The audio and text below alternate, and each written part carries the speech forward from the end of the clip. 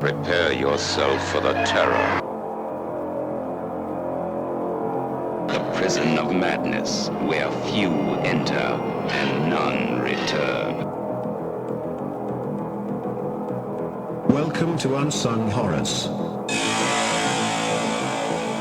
with Lance and Erica. Leave all your sanity behind. It can't help you now. Welcome to another episode of Unsung Horrors, the podcast where we discuss underseen horror films, specifically those with fewer than 1,000 views on Letterboxd. I'm Erica. I'm Lance.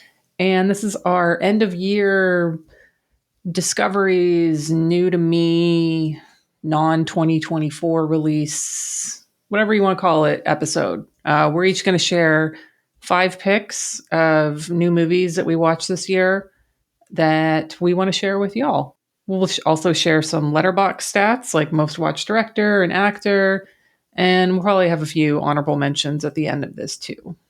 Yes. So I concentrated my list this year specifically on ones that we hadn't really talked about in other episodes. Like they may have come up in an episode as like, oh, I watched this for this episode. But for the most part, I'm sticking with ones that we haven't discussed at all. Junesploitation, Horror Gives Back. Oh, well, I'm opposite. I think everybody might have heard me talk about most of these films. Okay, so you're going to talk about Belle from Hell, and that's an honorable mention every year. I don't even have any horror movies on my list, actually. Wow. Yeah, I have a couple with like horror elements, but yeah, this year was very like non-horror for me, which is fine. You know? No, that's awesome. Yeah, I mean, I think I have actually. I think I only have one horror film. Yeah, I mean, we talk about horror movies all year. We do. I think it's like, I think we really enjoy watching a different genre, and those are standout. Yeah, because they're not particularly specific to the podcast. Yes. So now I do want to say that normally we have Lindsay and Anthony on, but this year has been very rough for both Lance and I, and we still wanted to do this episode, but we needed to do just like a, quick and dirty one. Dirty. This is going to be filthy. It's going to be super dirty. Put your pants on, Eric. Lindsay and Anthony are always on other best of new to me episodes on other podcasts. So we'll let you all know in the Discord when those come up if you guys want to hear their picks as well. There'll also be plenty of other podcasts that are doing this type of thing as well. Not nearly as fun as ours, though. No. Yeah. Ours are just a guaranteed good time. Yeah. Let's kick it off then. Lance, Letterboxd stats. Who is your most watched actor this year? Okay, so as per usual with our last stats, my actor and director is usually tied to the podcast. Same, yeah. In this case, it's Veronica Hart. Okay. Who, I mean, I've been singing her praises since Bloodsucking Pharaohs in Pittsburgh. Yeah. I watched 10 films, which included Veronica Hart. And this stemmed from covering Deranged for the podcast in March. As I've stated in the Deranged episode and probably like in Junesploitation episodes, probably a lot of episodes, how much I love Veronica Hart. She's an adult film actor, film star who kind of started doing non-hardcore stuff. And I'm always completely sold in her performances. She's fully committed, delivering what the character should be for that role. I just love her so much. But yeah, I watched tons of her films for Deranged. Cleo Leo, New York's Finest, Roommates, which is amazing. Yeah, I just love Veronica Hart. Nice. Who's your most watched actor? Mine is actually not tied to the podcast, which I was at first surprised, but then I was like, actually, no, that makes sense because Vinegar Syndrome, their last sale that they had at the end of November, their Black Friday sale, one of their announcements that they had was for the Corey Yuen movie, Women on the Run. And I have a booklet essay in there, and it's all about the Hong Kong girls with guns genre. So I went ham. I watched a fucking shit ton of girls with guns movies this year. And most of them had Moon Lee in them. And that's who my top actor is this year. 10 films. Right behind her is John Saxon with 8. Nice. But Moon Lee was my most watched. Angel Terminators 2, Serious Shock, Yes Madam, Princess Madam, Iron Angels 1, 2, and 3, Devil Hunter. I mean, I just watched a ton with her this year. So, and it's a lot of fun. I love that subgenre. It's super fun. A lot of them do blend together. But I do have one that's actually on my list for this year that I'm going to talk about that I highly recommend. So, I also have a Veronica Hart on my list. there you go. And if we're doing runner-ups, I watched 8 films with Howard Vernon. He was next up on my list. He always pops up on my list, watch list. Yeah. What about your director? So my director, again, back to the Deranged episode, Chuck Vincent, directed pretty much he directed every film that I watched, all 10 films with Veronica Hart. So obviously he's my most watched director. I watched 11 of his films. He did, all the ones I had already mentioned: Cleo, Leo, New York's Finest, Roommates, Deranged, obviously. I watched Warrior Queen, starring Sybil Danning and Donald Pleasance, all for the Deranged episode. Another guy who began his career as an adult film director, moved to non-hardcore films. And yeah, I think if you haven't already, I recommend everybody check out the Deranged episode, because we really dive deep into his filmography as well as Veronica Hart's. And I'm proud of that episode. I think there's a lot of research and discussion. It is the origin of cow juice as well. It is the origin of cow juice. Milk is no longer called milk in this house. It is called cow juice. So I do thank Chuck Vincent for that term. Love all his films. Nice. I mean, not all of them, but I respect all his films. There you go. So my most watched director, it's actually a tie, and they are both podcast related, and they are both for episodes that were your picks. So first is Hal Needham, which no complaints there. Like, everything I watched with him was fun. I think that was the episode where I had the most fun with all of the stuff that I watched for that episode. That was full on a no pants episode. Yes. Yeah. Oh, holy. Pants on episode, though, was for Alberto Di Martino. No real reason to take off pants in that episode. Well, not even for Puma Man? No. Puma Man, he flies like a moron. Okay. Is that going to close out the episode? No. So yeah, Alberto Di Martino was second, or tied, I guess, for first, because they both had. I watched 6 of their films this year, so not super high numbers for the directors. And I have, my runner-ups for that are 5 films and then 4 films. I had a bunch of those, so yeah, I didn't really dive deep too much into one specific director this year, but yeah, Chuck Vincent was kind of the only one I did. Right behind him for me is 8 films from Alberto Di Martino. Okay. And then I have Eugenio Martin with 6 films. So yeah, all podcast related, but I feel like, some years I'm watching 16, 19 films of a certain director. So not this year. This year was rough.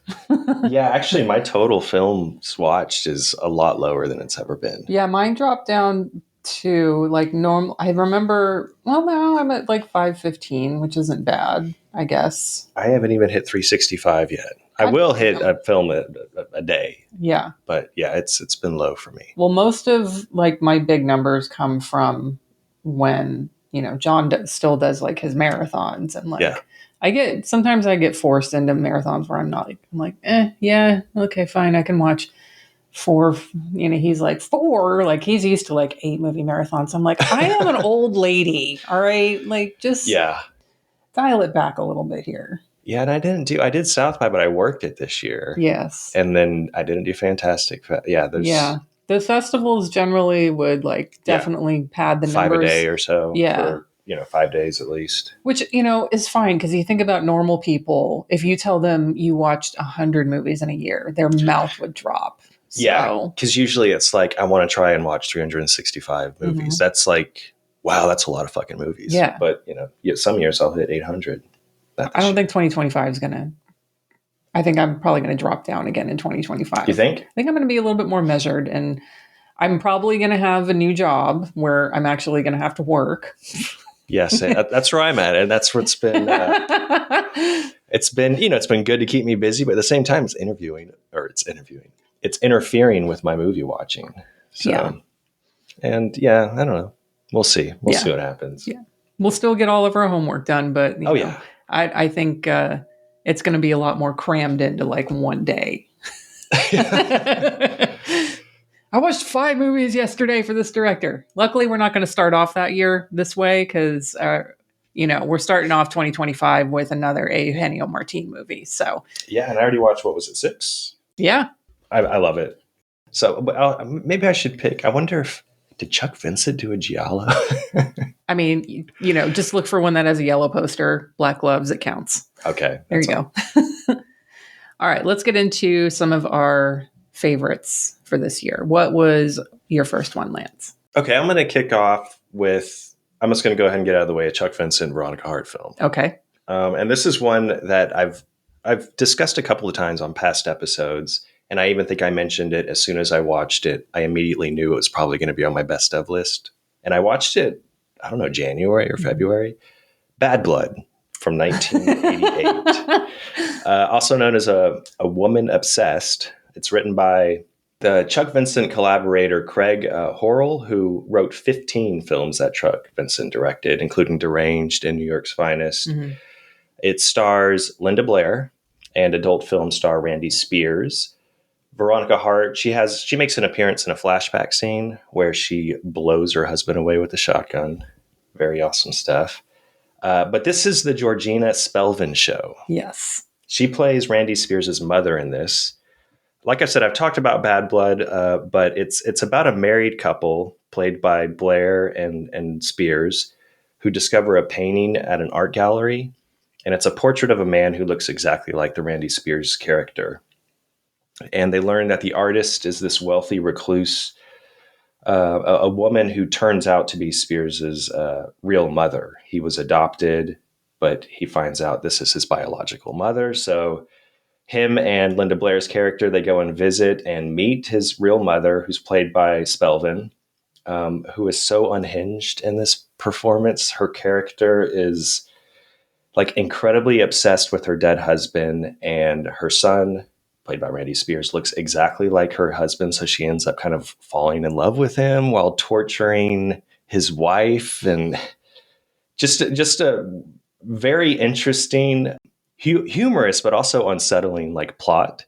I've mentioned that I think I've talked about Spelvin a lot quite in past episodes, but her performance in this it's like mind-boggling. Like I think more people should be talking about it. She also starred in Gerard Damiano's The Devil and Miss Jones, playing Miss Jones, putting in an equally awesome performance. But her in Bad Blood is just amazing. I think this might also be my favorite Linda Blair performance, even though she's not used that much. Mm-hmm. I think I love Savage Streets, and of course The Exorcist is great, but she really stands out. Even Randy Spears, who is an adult film star, who started doing, kind of roles like kind of make shifting gears to non-hardcore like Veronica Hart. He's equally as captivating. I mean, everybody in here I think is perfectly cast, but like most Chuck Vincent movies, you're going to see a boom mic from time to time. There's budget issues, some odd cuts, which I just found endearing. And yeah, there's no release of this anywhere yet, but it's on YouTube. Yet. This is a movie that I think, I've read some reviews, and after I watched it, I was like, okay, I got to buy this. Like, I feel like I can't be the only one that is just completely sold and in love with this movie and just hoping and wishing. Yeah. Yeah. It'll get released soon. I think a Chuck Vincent box set would be amazing. Yeah. But yeah, Bad Blood, as soon as I watched it, I knew, and it is one of my favorite new to me's of this year. Nice. So my first one is a Japanese movie called The Third Shadow Warrior from 1963. It's directed by Umetsugu Inoue. I hope Inoue. Inoue. I'm sorry. It's about a young peasant named Kiyonosuke. He dreams of being a samurai, and so his wish sort of comes true when he's tapped to be one of 3 doubles or shadows for the Lord Yasutaka. Now, it turns into an extremely brutal and haunting story about identity and upper and lower class and destiny. It's beautifully shot in black and white by Shozo Honda, who was the DP on a few Zatoichi films. Kyonosuke is played by Raizo Ichikawa, and he is so good in this. He begins the film as this wide-eyed, innocent, yet overly ambitious young man who yearns to move outside of his social status. And then as the film goes on, he starts to slowly lose who he is, just getting beaten down emotionally and physically. I'll give one example, but I don't want to spoil it more than this. At one point, the warlord loses an eye. So obviously his shadows have to have an eye removed as well, because they're the ones who are, taking his place or being his doubles. That sounds great. Ichikawa is also playing the role of the warlord. So and that's why so it's kind of like a twins situation where one person's playing two roles. And so he's definitely got a ton of range in this. So this is the only film I've seen from this director, despite him having written and directed over 100 films and working with all of the major Japanese film studios. I'm really looking forward to watching more from him. If the plot sounds familiar, it's probably because Akira Kurosawa made his own version called Kagemusha. I probably pronounced that incorrectly. From 1980, which I haven't seen, but I'll be remedying that hopefully soon, maybe in 2025. But The Third Shadow Warrior, 1963, is currently streaming on the Criterion channel for anybody who wants to watch it. So I would expect that it would get some kind of release at some point, especially because of the Kurosawa connection. Yeah. And if it's on Criterion channel, usually that's a good indicator. Yeah. That sounds I think great. so. Yeah. Okay, so my next pick is one that I watched in the theater back in January for Weird Wednesday at the Alamo Draft House. You were there. I didn't know you were there until we got home and we talked later. I was like, oh, you were there.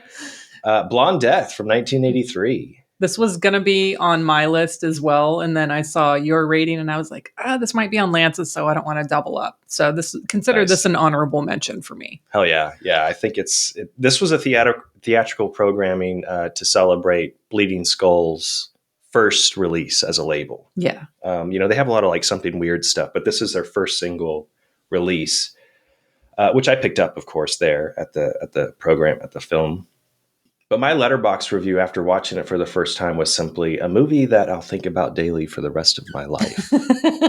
Which in part, it's mostly true. I've thought about it pretty much every day this year. Okay. Because it's unforgettable. It's this very ambitious, quoted as arguably the best shot on video movie ever made for just $2,000 by director James Robert Baker, who went by James Dillinger. It's about an 18-year-old named Tammy, who was once a bubbly teen, but she and her redneck parents moved to Orange County, and she's fed up with suburban life. So she spends a summer of lethal excess involving this in-your-face rampage of sex, drugs, and violence that climaxes with scenes that were secretly filmed inside Disneyland. I mean, that alone is just it's got to get you interested. Yeah. I loved every second of this movie, how it kind of continuously surprised me with the number of memorable characters that popped up, the kind of, just the plot twists and ideas thrown in. Like I mentioned, it's very ambitious, and director James Baker, he totally follows through on his vision. Amazing edits and callbacks.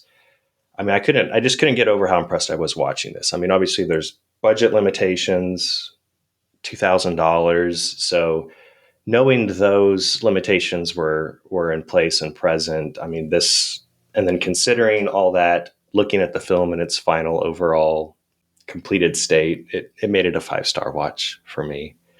And the Bleeding Skull release is totally worth picking up. It includes cast and crew interviews, has a commentary with Liz Purcell and KJ Shepard, which is great.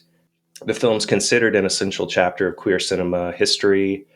And I mean, I think it was just a really perfect way for Bleeding Skull to kick off their label. Yeah.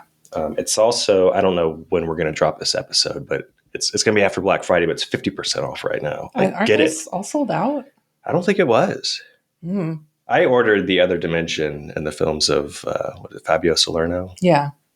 I don't know if I'm pretty sure Blonde Death sold out like immediately. Like when you bought it at Weird Wednesday, those were like the last copies. Yeah, I remember that. But it says 50% off on Vinegar Syndrome's site. Oh, maybe they printed more. I don't know. I didn't think they did that with partner labels. It says there's 266 left in stock. Well, shit. Get on it, people. $18.49. There you go. Totally worth it. I sit corrected.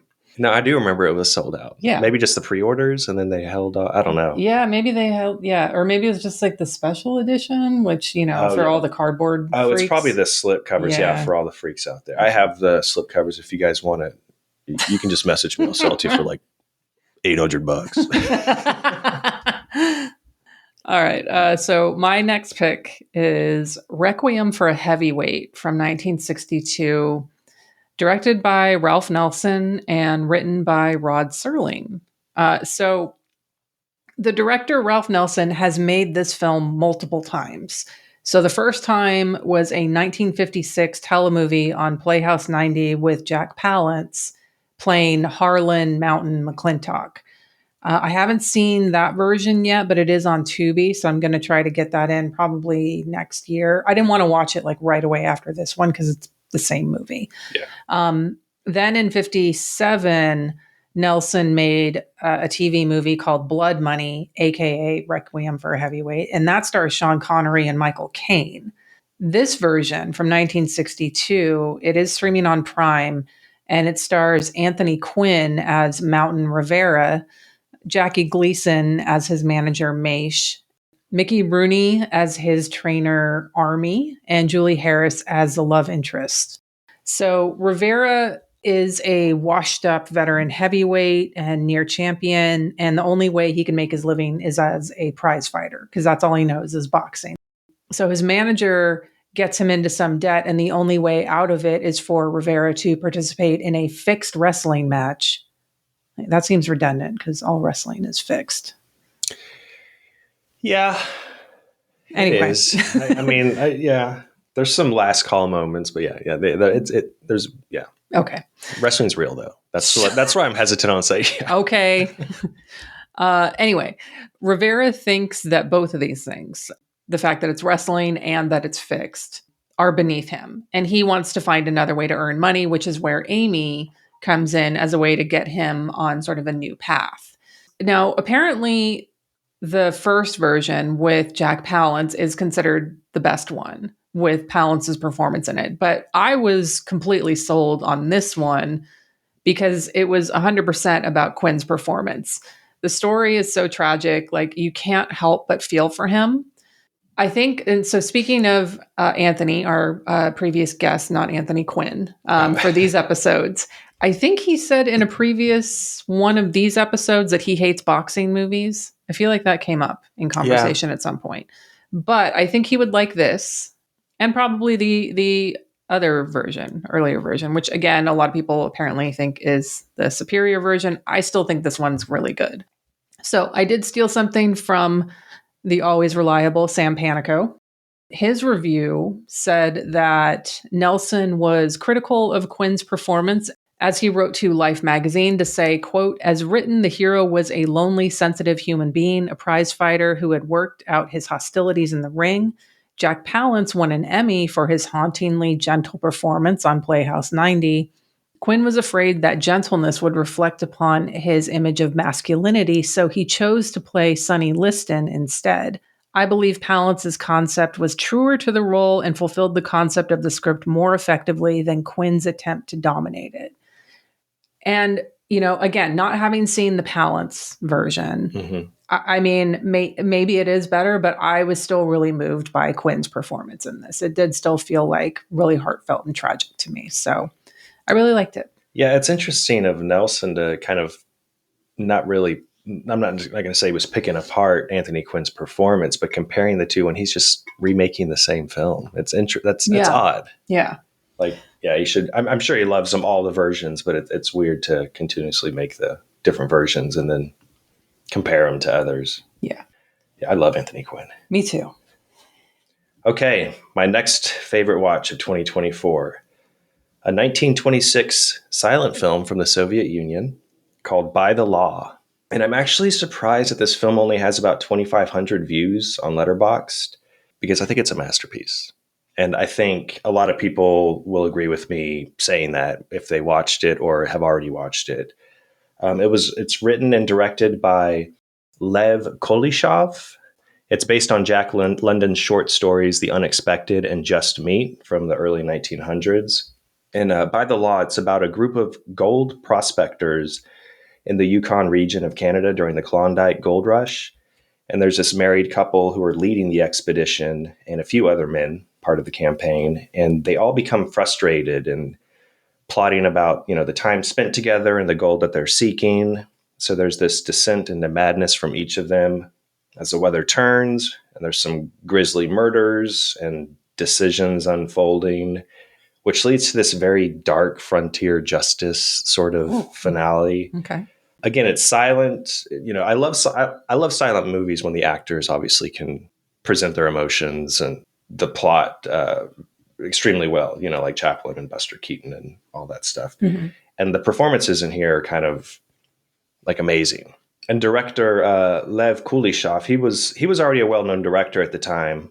After trying his filmmaking skills in different genres, I read, he decided to make a film using minimal resources and a strictly limited number of actors in a completely natural environment. And he's known for the Kuleshov effect, which is a film editing or montage effect that he used in the 1910s and 20s. And it's, quote, a mental phenomenon by which viewers derive more meaning from the interaction of two sequential shots than from a single shot in isolation. Huh. So the basic principle is that the audience derives a new interpretations from composition and sequences of what's presented. The interaction between shots, they can change the meaning of a scene and message altogether. So it's very interesting because, it's very well put together. Like I said, they kind of descend into madness. It kind of reminded me of, I think it's called A Page of Madness, the Japanese film I watched. Okay. It bleeds so well together that it's very thought provoking, but you don't know it's kind of reality and dream state. Yeah. And it was recently released on Blu-ray with a 4K restoration just a few years ago that I read. I think due to a Indiegogo campaign. I forgot who released it though, but it's on YouTube. There's a bunch of cuts on YouTube. This was another 5-star movie film for me for the year. Okay. By the Law. Check it out. Okay. My next pick, and I'm going to preface this by saying, I know this is supposed to be like our best new to me. I'm going or favorite new to me watches for the year. This wasn't technically one of my favorite. I gave it 3.5 stars, but there were quite a few that I gave 4.5 stars that were first time watches. But again, these were ones that I've mentioned in other episodes, like Ghost Watch. I gave 4.5 stars to. Horror Gives Back.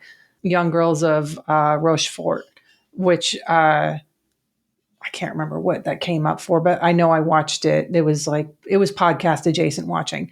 Right. Goddamn delightful movie. Completely out of left field for me to be like, oh, look at this bright, colorful love story. And I fucking love it. This one I'm bringing up because no one that I follow on Letterboxd has this one logged. And it's one of the most memorable films that I watched this year. So that's why I'm including it here. Now, unfortunately, I think I had to find this one on Legal Adjacent since nothing came up when I searched for it when I was getting my notes together for this. So you may have to, find your way to find this movie. But I do suspect that it'll get a release at some point because the director is going to be familiar to some people. So this is The Passage from 1986, directed by René Manzor. It stars Alain Delon as an animated filmmaker named Jean Diaz.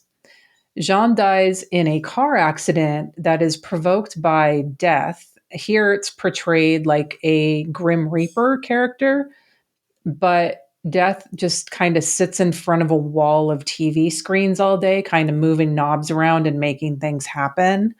Jean's son, David, ends up in a coma after the accident, and Death tells Jean that he will wake David up from the coma if Jean agrees to make an animated movie against violence for him. So DeLon ends up in this like purgatory cell while Death is in the other room, like watching TV, turning knobs and stuff, making an animated feature. And you see him like on, I don't know the technical terms for like all of this, but he's like drawing things on like a lit up board and stuff like that. Like you see him actually making the film. Yeah. And then you actually see the film itself, which is really cool animation. The animated movie within the movie is really where this one shines, other than DeLong, of course. Right. You don't get to see his penis in this one, though. For that, you need to watch Shock Treatment. Yes. But the tone is very odd in this. Like, it could be a children's movie, but the themes and the animation, like, of the animated film, don't really make sense for that. But the tone does make sense if you have seen this director's most popular film, which is Dial Code Santa Claus. Right. Which is, on the surface, you're like, oh, it's about this kid and he like fights off a, Santa Claus. But it's like, the movie is actually pretty gnarly as far as like what this kid is going through. Yeah. So this is kind of another like, is this for kids type movie? But I really thought it was unique, and I think it's got a lot of really cool aspects. I would not be surprised if this ended up getting a release for all of those elements, like same director as Dial Code Santa Claus. Like it's got this like weird element to it. Alain Delon's in it. Yeah. The animated part of it is really cool. This I could see. I know we're not doing like a Blu-ray wish list episode, but I could see this being either like Vinegar Syndrome or Deaf Crocodile. Yeah, because the Plimpton, I was thinking that too. Mm-hmm. Yeah, I had this one. This was on my list for Horror Gives Back for in memoriam for DeLon. Oh. But I couldn't find it, like you said. I couldn't find it streaming anywhere because when I read the summary, it seemed amazing. It's a short 80 minutes. Mm-hmm. Yeah, this one sounds really great. I'm going to see if I still have the file. If it is, I will put it in Google Drive and put it in our Discord. Another reason you all should join our Discord. Hell yeah. Yeah, I really want to watch that one. Yeah, so that's The Passage, 1986, directed by Renee Manzoor. Okay, we're already on 4. Yeah. Flying along here. Okay, my next pick I've talked about it. It's a Junesploitation watch. I like your idea. I'm going to do that next year. Where it's films we haven't really discussed on the podcast. I think that's cool. It's a good idea. Trouble Man from 1972. Oh, hell yeah. Directed by Ivan Dixon, who also directed The Spook Who Sat by the Door. This is a super tight script with some of my personal favorite dialogue presented in a blaxploitation film. It's just written so well. Every character is completely established and it's perfectly cast. It has this great crime double cross plot.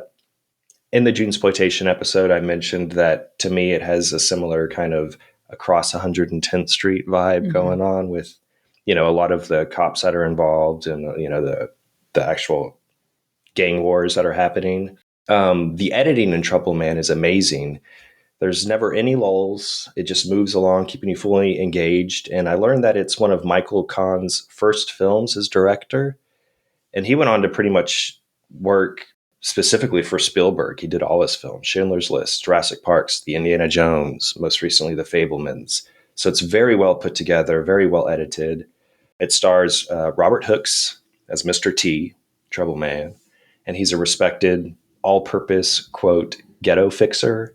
And he gets pulled in by others into this ongoing gang war. And he is just smooth as hell and so captivating to watch. Just a blast of a character. I wish we had sequels and Ivan Dixon did at least 5 more of these films. Great cast, like I already said. Paul Winfield's in it, Julius Harris. And the soundtrack is especially amazing. Marvin Gaye is doing the songs and music. This is the only film he ever provided music for, which is interesting to read.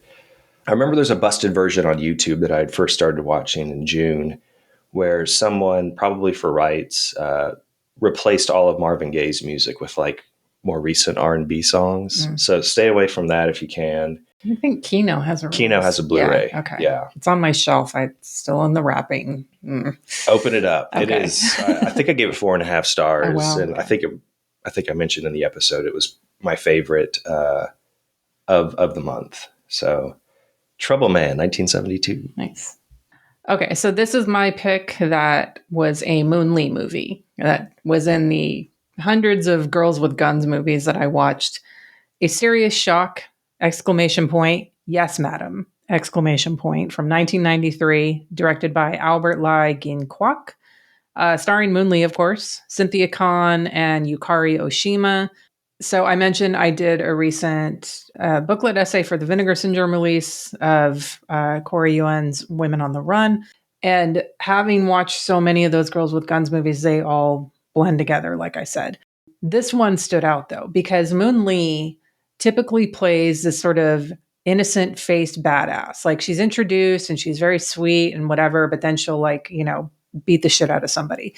Typically a cop or like a Charlie's Angels type agent. But in this one, okay, yes, she's still a cop in this one, but she's also a complete fucking psychopath in this movie, which is not normal for her. So her best friend and partner, played by Cynthia Khan, is getting married. Khan's fiance is having an affair with Moon Lee, but he tries to break it off before the wedding, also because they're planning to move to England after they get married. So this enrages Moon Lee, and she ends up framing Cynthia Khan for murder. She's going like full like Glenn Close Fatal Attraction in this film. Nice. So Cynthia Khan gets framed. She then has to team up with a car thief played by Yukari Oshima to clear her name. This one was a ton of fun, especially getting to see Moon Lee play like something a little different than she normally does.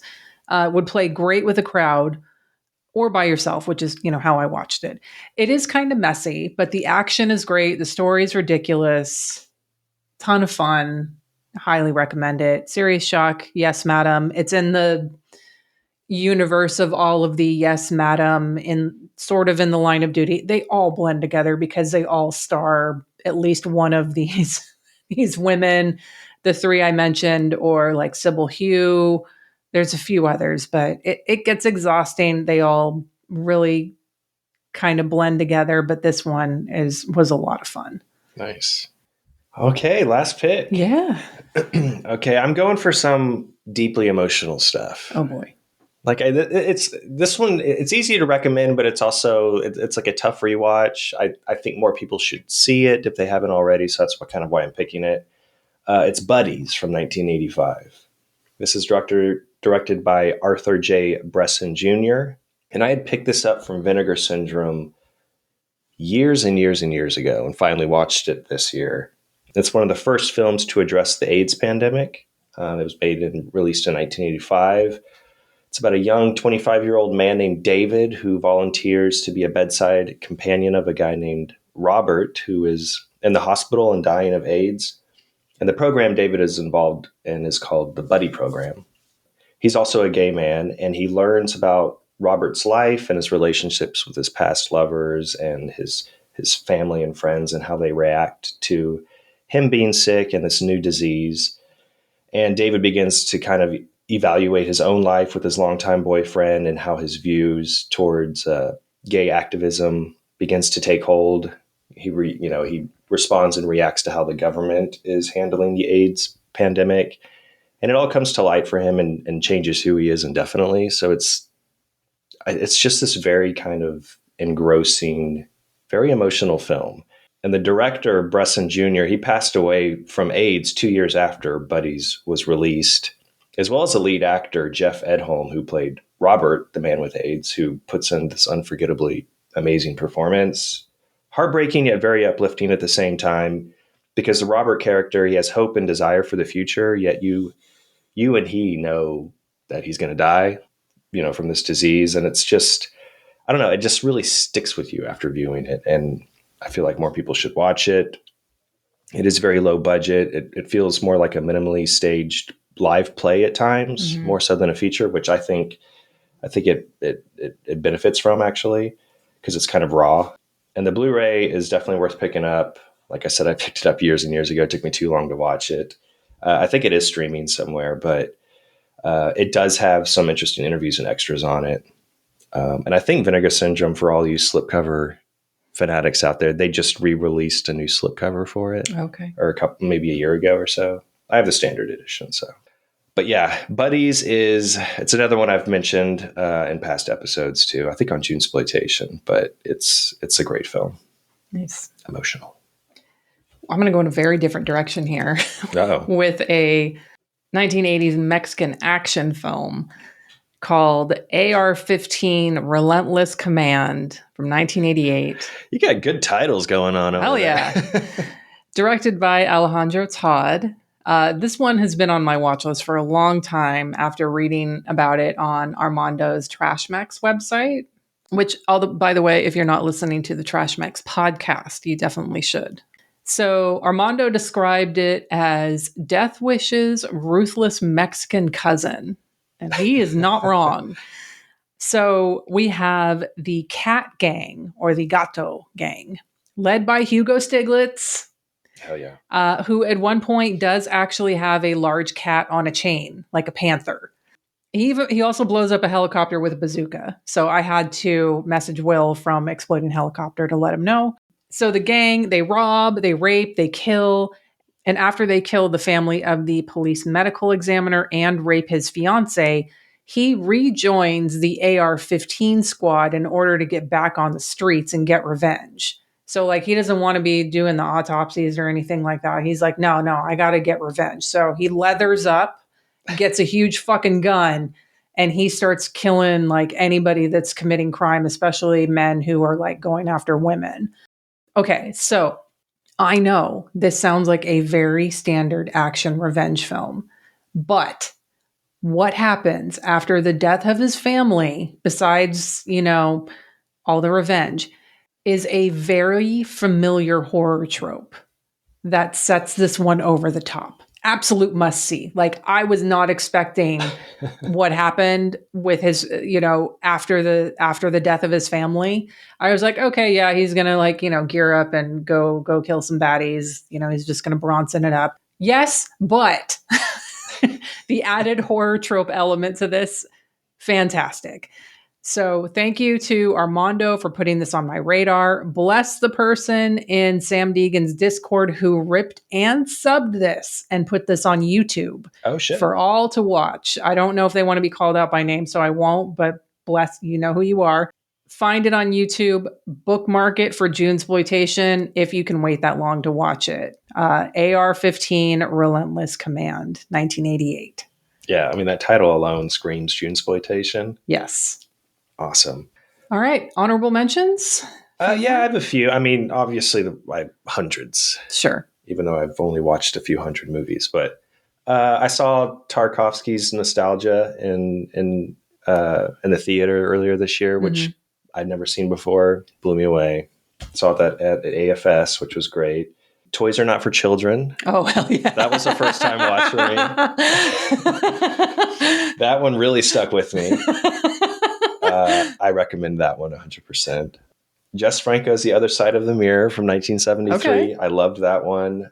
More recently, it might have been it's a Horror Gives Back, Frozen Scream with Renee Harmon. I think Frank Roach got the directing credit for that, but she admitted to directing, writing, starring in it, producing it. That one was a lot of fun. That was one, if I remember correctly, it ends on Halloween night, so it's great for an October watch list if you haven't seen it. Yeah, those are 4 of my honorable mentions. Okay. Speaking of holiday adjacent, I just watched Denis Villeneuve's Prisoners. Yeah. And that starts on Thanksgiving. So there you go. Right. If you guys want an uplifting movie for Thanksgiving. It's very, very uplifting. It is. It's good. It's good to watch with the family. Yeah, I think so. So my honorable mentions, I already kind of mentioned a couple, like Ghostwatch and The Girls of Rochefort, but a Weird Wednesday watch. It's about a group of stage dancers who want to make a musical about street cats. And yes, there are real cats in this that are being herded around. There's a cat riding a skateboard in this. Cats on Park Avenue, 1989. That one was a lot of fun. I saw the Scorsese documentary about Powell and Pressburger, so I went on a binge of their films, and this one was by far my favorite, though I have not seen The Red Shoes yet. I am saving that one for when I am on like a massive streak of, shit movies. I'm like, I'm going to watch The Red Shoes because that'll bring me back up. But this one was A Matter of Life and Death from 1946. Absolutely loved it. I saw that AFS as well. Yeah. It's a great film. So good. And then my last one, is a thanks to Josh Hurtado for putting this one on my radar. It is A Predator Returns from 2021, aka Stalker's Prey 3. This is a Lifetime movie with sharks. It's like Fear starring Marky Mark, but he has trained sharks to go after people who are interfering with like the girl he's going after. It's fantastic. It's exactly like my kind of shit. Go kill her mom for me, huh? That sounds amazing. They're all Predator amazing. Returns. Yes. Okay. I watched all 3 of Stalker's Prey movies, but this one was my favorite because, just I couldn't. It's so good. Love it. I did suggest the trilogy to Nate from I Hope You Suffer, so hopefully they will get around to doing that one day because it's more in their wheelhouse than ours. But yeah, that'd be a good episode. Yeah. All right. So that's a wrap on 2024. Good Lord, this year needs to end. Yeah, now it's shut. Let's get on. Let's try 2025 out. Let's see what's in store. Yes, please. We are looking forward to all the stuff we've got in store for next year, kicking it off once again with Jello January. That'll be, I don't remember the exact date, but it'll be mid-January. We're coming back for that. And that will be The Fourth Victim. Yes. Directed by Eugenio Martin. But in the meantime, you can always catch up on back episodes if you haven't listened to them, or always re-listen, if you please. Check out Trash Max podcast if you haven't. That's a good way to fill some time as well if you have not listened to that yet. But otherwise, if you're not already, you can follow this podcast on Instagram and Facebook at Unsung Horrors. And you can follow me on Instagram or Letterboxd at Hex Massacre. And you can follow me on Instagram or Letterboxd at L Schibi. Thanks everyone for listening, and Happy New Year, y'all. Bye. Bye.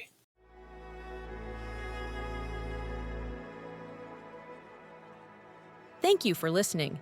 To hear more shows from the Someone's Favorite Productions podcast network, please select the link in the description. Hey, this is Jason Kleberg from the Force 5 podcast, a show that forces a guest to come up with a movie-themed top 5 list topic, and then we reveal our picks on air. Top 5 heist films, top 5 tearjerkers, top 5 movie dogs. Every show you'll be asking yourself, what would be on my list? Guests include directors, screenwriters, actors, podcasters, musicians, authors, and even a professional wrestler. Subscribe to the Force 5 podcast, and you won't just be a listener, you'll be a list nerd. The Force 5 podcast, available wherever you're listening now.